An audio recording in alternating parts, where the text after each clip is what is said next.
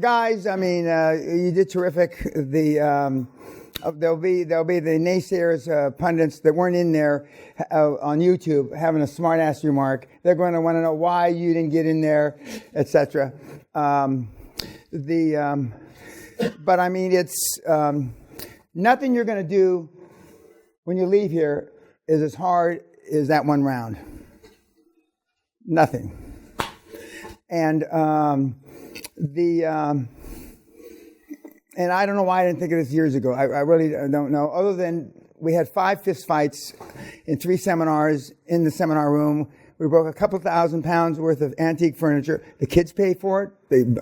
I'm not saying that. And Sally says, "Well, we needed a new chair there anywhere." You know, Sally's a pleaser, a quasi pleaser. And but I said, "Well, fuck, if they want to fight," and that's why we had to put the snooker room off limits because guys were getting aggressive with pool cues and shit, snooker cues.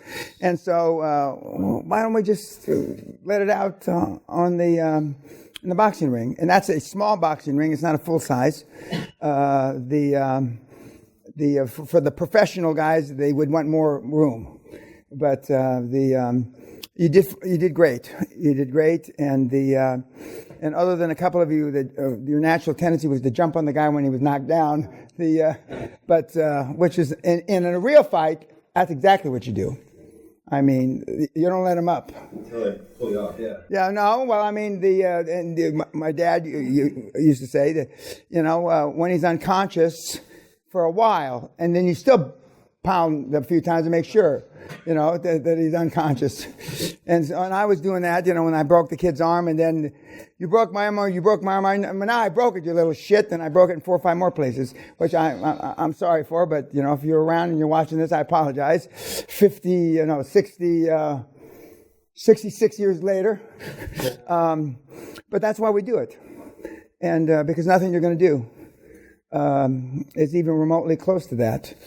And for those of you that got clocked pretty good, and a few of you did, and you came back, and and for those of you that were losing your headgear, although we had even gloves now, I mean the even weight gloves instead of the 8-ounce gloves or 12-ounce that we had before. But what's your takeaway from the boxing, guys? Just fucking do it. No fear. Yeah. It was a lot more, I guess, scary thinking about it than actually doing it. Thank you. And picking up the phone and going to see these people. Some of you will be more intimidated by going to see people than you are picking up the phone. But neither of which is remotely as difficult as getting in there and getting punched in the mouth. Nothing remotely is difficult. And it's just, what else to take away? Yes, sir. It doesn't matter who's standing in front of you. Yeah, it doesn't. We had a couple of weight mismatches, and we had a couple of technical mismatches vis-a-vis skills, but they still did it. And you're going to come up against the verbal mismatches. Some of the guys that you're going to try to recruit, are going to be much more adept at talking. And some of the people that you're going to interview for banks, accountants, and lawyers. Not the bankers so much. They're not going to be, but the accountants and the lawyers will have experience because they will have done through the interviewing process. But the benefit that you're going to have is that you're interviewing them. They're not interviewing you.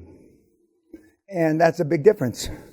That's a huge difference. And when you read the scripts, and tomorrow we have Josh, right? And when you see the interview and he follows the script, and when you find out, 12 minutes later the interview's over, and you go, fuck, is it already over? And if you follow the script, it's already over because they're either saying yes or no. And if you're not ready now, well, fine. Well, send me the financials when you are ready. And but I mean, it's easy peasy. What else? Yes, sir. Yeah, one thing that reaches out, you've been preaching speed, either you're in or you're out, the whole seminar aggressive. And with those 1 round, 1 minute bouts, you have to hit now. You don't, it's not a 10-round fight. Yeah, exactly. Because in a real boxing match, you're feeling the guy out the first round, blah, blah, blah, blah, blah. And with 1 minute, you got to make hay while the sun shines. And And you did, and you all did well. You all did well. What else about the fight? I was never comfortable leading up to it, thinking about it, being in the ring. Yeah, well, I mean, for the older guys, they probably haven't fought or boxed in a long time. We have some people that were in that ring 2 seminars before you that had never been physically reprimanded, spanked. They have never been in a fist fight. Their parents had never slapped them. They had never slapped anybody before. And that Muslim kid, the PhD, the famous right cross that he threw, that was it. And when the camera zoomed in on him before the fight, I mean, petrified he was. He looked like Petra. You know, the statues of Petra, he was so scared. But he got in there, and and some of you have fought, and some of you have been in fights, and for some of the old guys, you haven't been in a long time. But I mean, the point is that it's not impossible. It certainly isn't. It certainly isn't, and you showed that it wasn't impossible. And notwithstanding what some of the YouTubers will have to say, but again, they weren't there. It's easy, you know. Business plans don't fail on paper. And some of the guys that box other people, you know, they figure out, they watch their films for hours and hours or weeks and weeks. And then the guy comes in. What I like is when it became popular in the 70s, where a guy that was fighting right hand all of a sudden came out southpaw, left-handed, and all that fucking training that the guy did. What's he doing? I mean, what's wrong? Or when some of the fighters used to switch from right-handed to southpaw in the middle of the fight, and everybody, you know, all that training goes down the rat hole.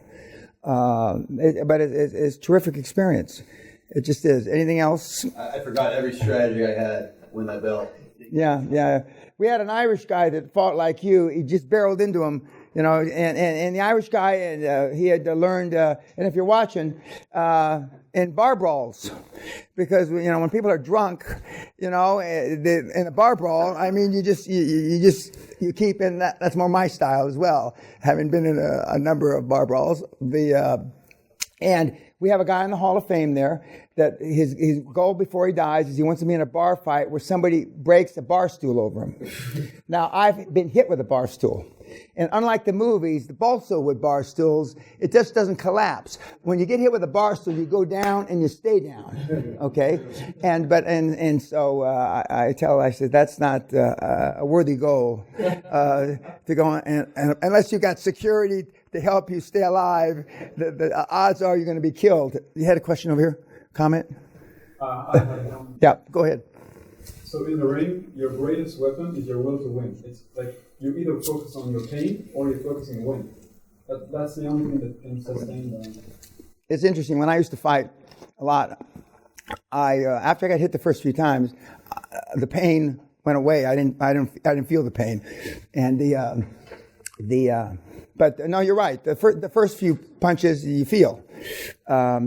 I used to know guys that, you know, fought professionally, and by the 10th round they're numb. They're numb, and no fight I ever had it went that long. You know, I was either knocked out or the other guy was knocked out. But yeah, it's a great experience. What else? Yes, sir. I noticed there's, you know, I came in with this idea that there's going to be a constant that I can rely on and do a technique and a strategy, and not at all. It was great. It was like in the moment, and all I can do is just reset and go re-engage. You know, keep re-engaging. This process, QLA process, is exactly the same. You're going to hit a speed bump, which you're going to think is the Grand Canyon, but I mean, you just re-engage because the process works. And the process, procedures, and systems absolutely work. You've heard, you know, countless people say it works. People that YouTube that I don't know that use the process say it works. But it does work, but you have to re-engage, just as he said. You get knocked down. Now, you're not going to get knocked down physically in this process. You'll get knocked down emotionally, but you just get up and re-engage. And it was interesting to see how the guys did get knocked down. 2 or 3 of you knocked yourselves down, but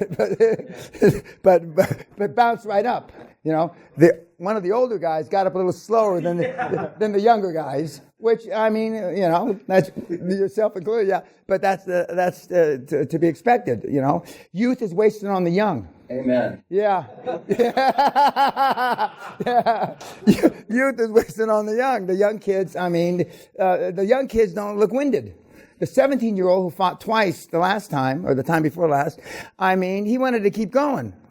And he had some boxing skills, but he wanted to keep going. Where we found a couple guys that were willing to go with him again for the third time. But I said no, twice is enough. We're tempting fate here because I don't want. The last thing I need is a 17-year-old kid to get hurt. But no, he was worried about hurting somebody else. And what I didn't know is that nighttime, when you're in the pavilion, they were fighting before we fought, and they were fighting after we fought. And the 17-year-old kid and one of the, apparently the big Swedish kid were taking on all comers. I didn't know this. I find this shit out after the fucking seminar, And, it's like, who was it? Not Frazier, the hamburger guy, Foreman. He had a bum a week. He used to fight 5 or 6 guys a night. Well, I didn't know that was going on in the ring. But the guys, were after, when Sally and I get up and leave, and you watch the movie, then they were going in there to fight. I'm not recommending or suggesting you do that. I'm just telling you. But after they got exposed to it, and apparently nobody got hurt in this group. Nobody dove into the pole, etc. But I wish I had that on film. We don't have that on film when the guy dove in and fucking hit his head on the goddamn... You couldn't have done it in a movie, a comedy. And he's knocked like this, and what the fuck happened? He dove under the rope, but he hit the pole. Okay. But what else? What else? I assume nobody got hurt, but they're not going to tell me on camera now if they got hurt for sure, I'm going to stop taking boxing lessons and focus on my marksmanship. Okay, yeah. Oh, yeah. Well, I told the Cuban gangsters, I said, say for the 3 or 4 big guys, a bullet in the head. I wouldn't tempt fate. Even though I think I'm pretty tough, I wouldn't tempt fate. I'd just put a bullet in the head. It's a lot easier. Even Jocko says that. Jocko says, bullet. That's how you solve these problems. Because you never know. It takes just one blow to knock you down. And if the guy's got any skill set whatsoever, you never get up again. So a bullet or an iron pipe from behind. I'm more of the iron pipe from the behind, having been hit with an iron pipe before. Any questions about what we did? I don't mean about boxing technique or that kind of stuff. I'm not the right guy to ask for that. Although it was obvious 2 or 3 of you had boxed before. So you're saying psychologically that facing a minute in that ring, you're saying, is more difficult than... Absolutely. No question. It's interesting though, because I'd rather go up against anyone than talk publicly. That's why I say nothing during this. I hate talking in front of people. I'd rather get into a ring or a cage with anyone. Look at that, he boxed and now he's talking.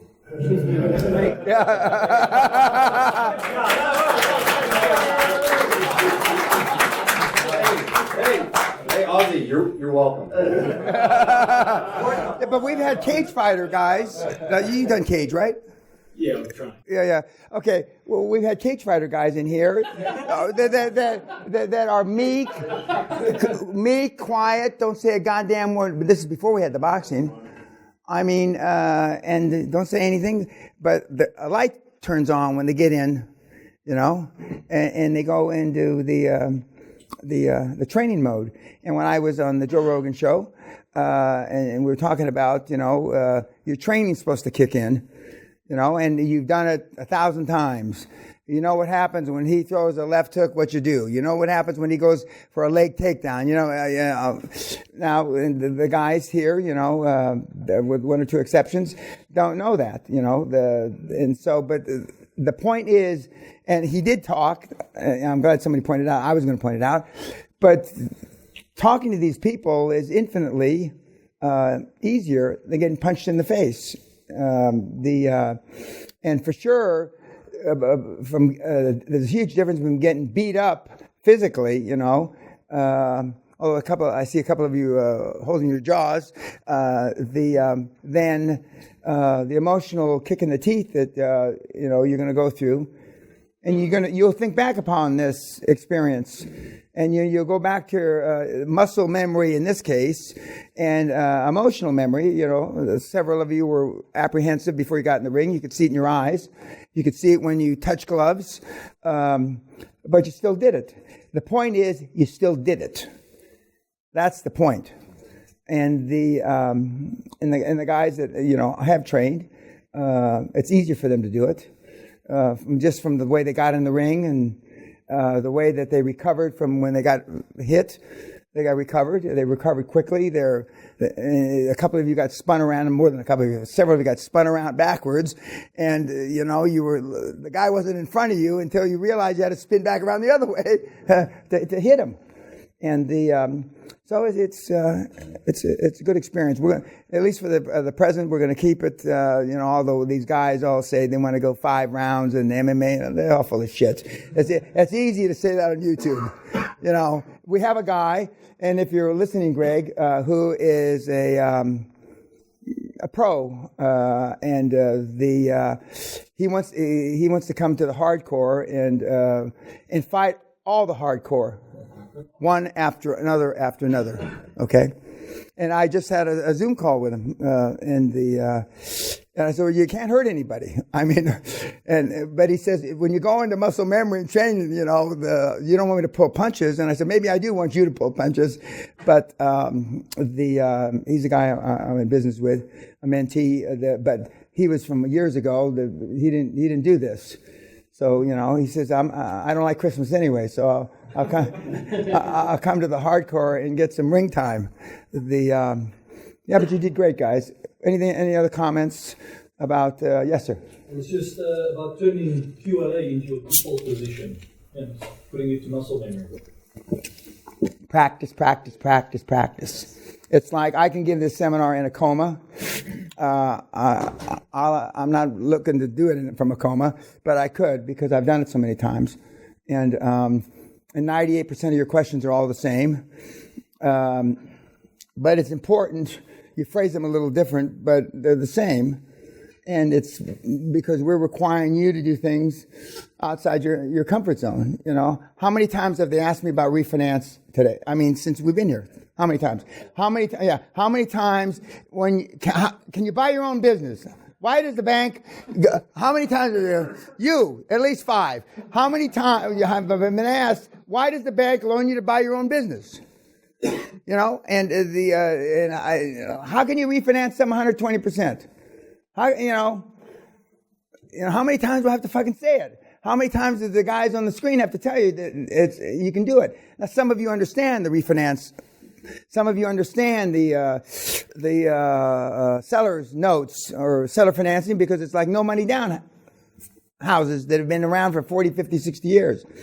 But some of the guys in the room have no financial experience, so they don't understand the no what do you mean no money down houses? Well, they haven't been around long enough to own a house. Okay, YouTube, thank you.